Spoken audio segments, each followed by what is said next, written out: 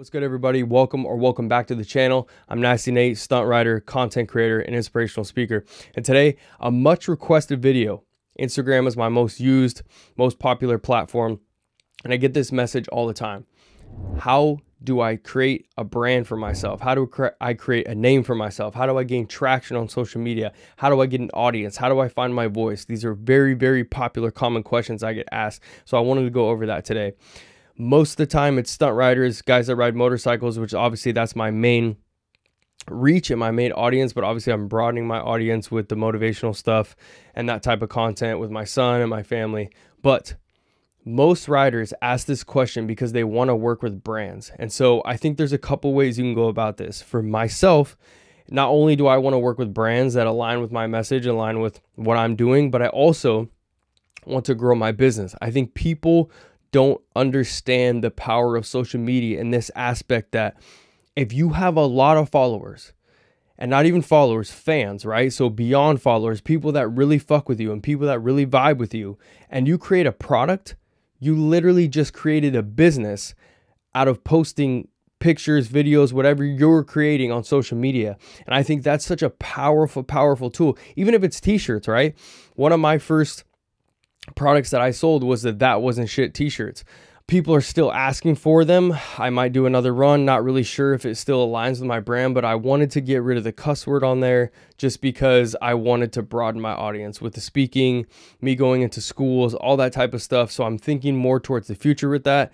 Don't know if I'll bring those shirts back, but anyways, I sold 50 plus shirts, I think, on my first run. I mean, that was amazing. I was so ecstatic. I couldn't believe that someone wanted to buy a t-shirt that had something that I made up, a phrase that I made up on this shirt. And it was such a powerful moment for me to realize the stuff that I've been doing the last 10 years, just literally posting videos of what I love to do, is paying off. So for you guys, don't sleep on the power of having social media and creating an income from it. I think people often get caught up in just the followers, okay? But what are the followers doing? What can they do for you? And this is the ticket. The personalized experience that you can deliver on your social media is what gets people past just following you and actually vibing with you, right? Actually wanting to mess with you, actually wanting to buy something from you or buy a product. Or if you're sponsored by a company, you're wearing a helmet, Rock, for instance, are my followers past the surface level point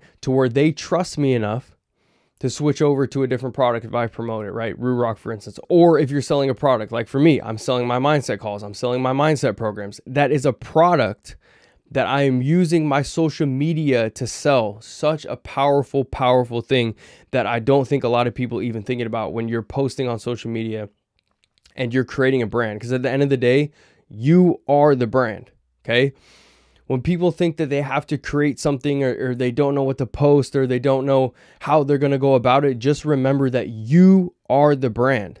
You are the niche. Whatever you are doing, whatever you like doing, whatever you are passionate about, whatever experiences you have been through, that is the content. You are the content. So it's not as difficult as people make it out to be. So I want to go over my journey about creating a brand. This has been a 10-year process, comes with many, many, many trials and tribulations, many bumps along the road, many years of confusion, many years of stagnance where I really didn't do anything because I didn't know where to go. But what I want to do is take my 10 years and condense it for you guys. So hopefully I can help you, like I said, create a brand, gain a following, gain an audience, work with brands if that's your goal, sell a product if that's your goal. Whatever your goal may be with social media, help you build it in the way that I build it. So number one thing I want to talk about, you need credibility, okay?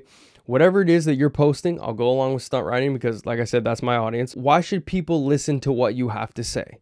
For me, it's because I was good at it, right? So I gained the respect through gaining the credibility of what I was talking about. I wasn't posting advice until I was 6, 7, 8 years into stunt riding. The first 4 or 5 years, I didn't tell anyone how to do anything. I didn't coach anybody. I was focused on myself and myself only. Sure, I would help buddies at the lot every once in a while, but my time at the lot was spent my training in my bag, recording my videos, doing my thing, trying to get better, trying to gain the skill set, because that's what I was obsessed with. But I didn't realize it was going to turn into all this. So the credibility is first. The credibility creates the trust. Remember that one. So If you are in shape, for instance, someone is going to take your advice on diet and nutrition. If you have money, someone's going to take your financial advice. If you're good at stunt riding, someone's going to take advice on stunt riding, right? I think the thing for me is I've transferred the stunt riding skill and obtaining the skill over into mindset, because every single time you put your leg over the bike and you're doing new tricks and you're doing dangerous stuff, you're battling mental and emotional fear. So that's what I go through. I talk about the adversities on the bike, all the things that I went through, but it wasn't until I got good, gained the audience, people trusted me, and I had credibility. Did I start speaking? Did I make shirts? Did I tell anyone what to do or feel like I was capable or had the knowledge or anything to tell anyone or give anyone advice? So a quote I want to read for you guys. You are most fit to serve the person you were before you are who you are now. Okay, I'll read that one more time. Write this down. You are most fit to serve the person you were before you are who you are now. So this makes it easy. Like I said before, you are the content. You are the niche. Whatever you're passionate about, whatever you do, whatever you're good at, whatever you have experienced, and whatever you have gone through throughout your life, throughout your journey, in your skill acquisition, knowledge acquisition, whatever it is that you guys are doing, the people that are a couple steps behind you, they are your audience, right? So as you get better and better and better and better, gain more knowledge, gain more skills, whatever that looks like, you have a broader audience because you're leveling up over people, right? So what I've done within my journey is my first two priorities were stunt riding and content creation. Obviously, you guys have seen I've been making videos for the last 10 years. I've been riding, stunt riding for the last 10 years. So what I'm doing now is my content that I have been making for the past 6 or 8 months. Almost every video that you guys have seen, I rarely make the banger edits anymore because I feel as though it doesn't really serve my audience in a way that I want to be represented. I have to do it for brands sometimes, and I have to do it for videos. Sometimes I'll hear a song and I'll have some footage and I just have to go off on it because that's really what I love to do. But most of my content shows the come up, okay? It shows the progression. Why? My audience, the people that I'm going to get from followers to fans, want to know where I've been. They want to know how hard it was for me and how much adversity I had to go through to get to where I'm at. Why? Because my audience is sitting in the exact same place that I used to be. Remember that.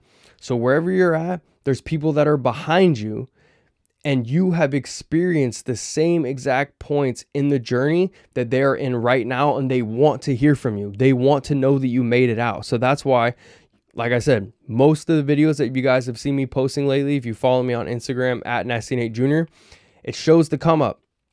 It shows me 8, 9, 10 years ago, the crashes, and then I always throw in a little video at the end.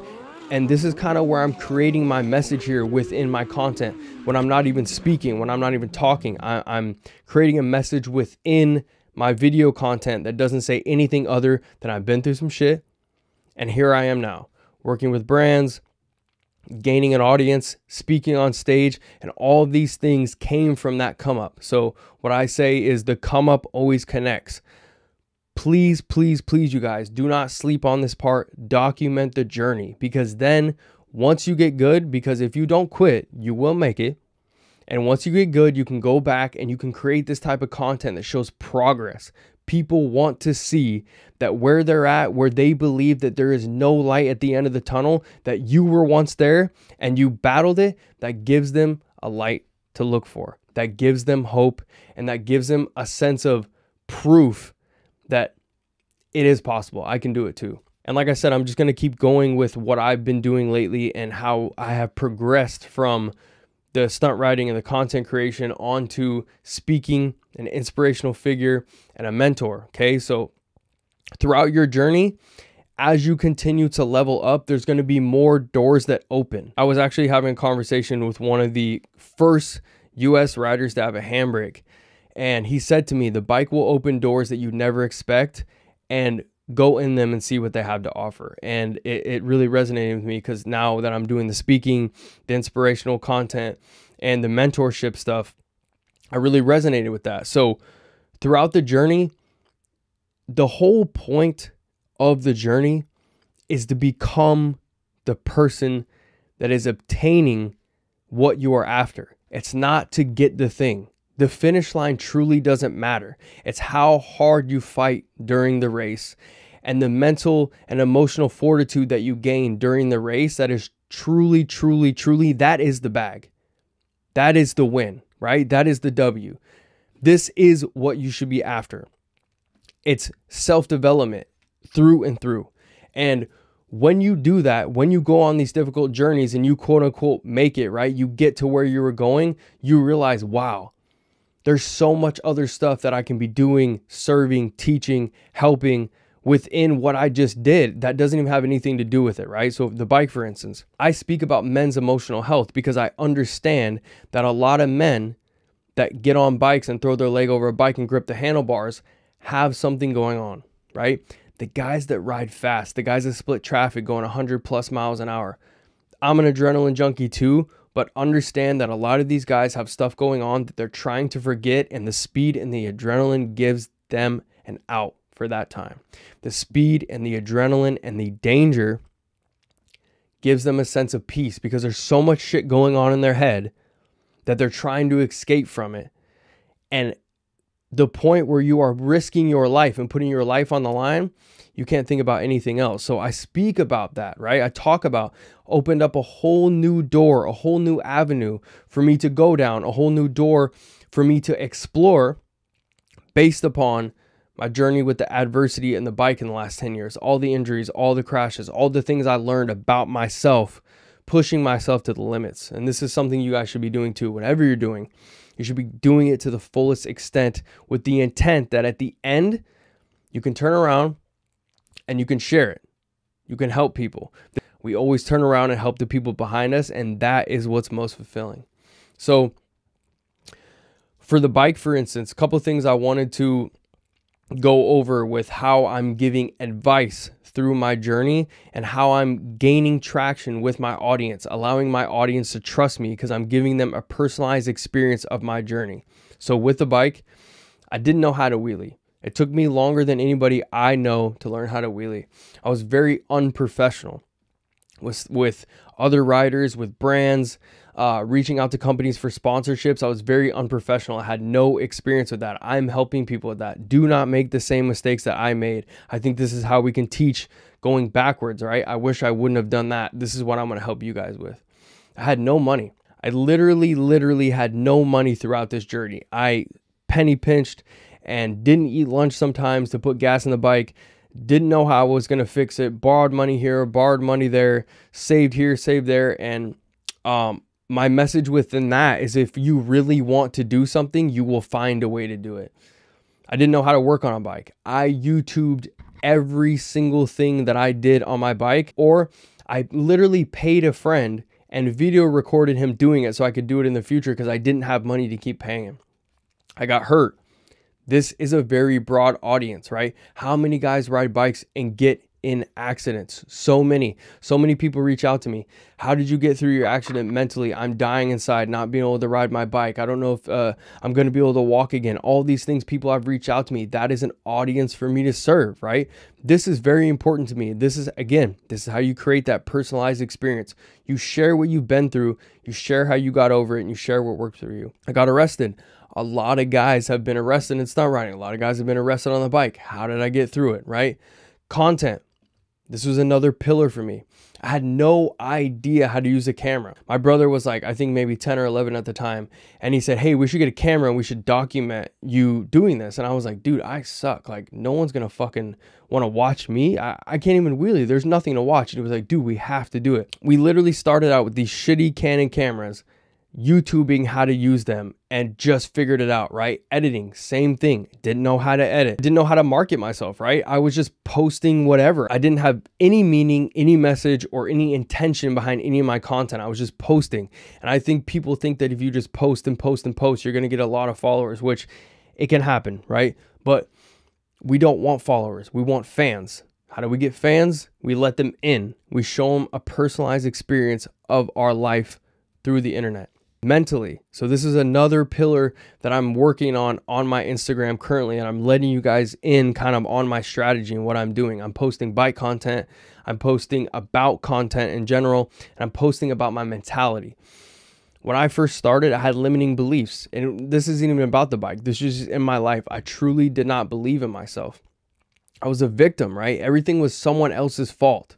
This is your fault. This is your fault. This is your fault. I never wanted to take accountability for any of my results. That includes working with other brands, me being unprofessional, them saying, you know, we're not really interested in working with you. And I was like, oh, well, I didn't want to work with you anyways. Just a shitty, entitled attitude. And that was my next one. I was very entitled. I thought things are just to be given to me. And one thing that I will say is, though I felt like I was entitled, I earned every single thing that I ever got on the bike was earned. But for some reason on the outside world, I just had this sense of entitlement, like everything was owed to me. And these are all things that were stopping me from becoming great, right? Even though I was good on the bike, I lacked a lot of results through sponsors, through financial, right? I mean, I could have been making money this entire time, but all these things not only were holding me back in my personal life, but were also holding me back on the bike. I was very, very, very mentally and emotionally unstable.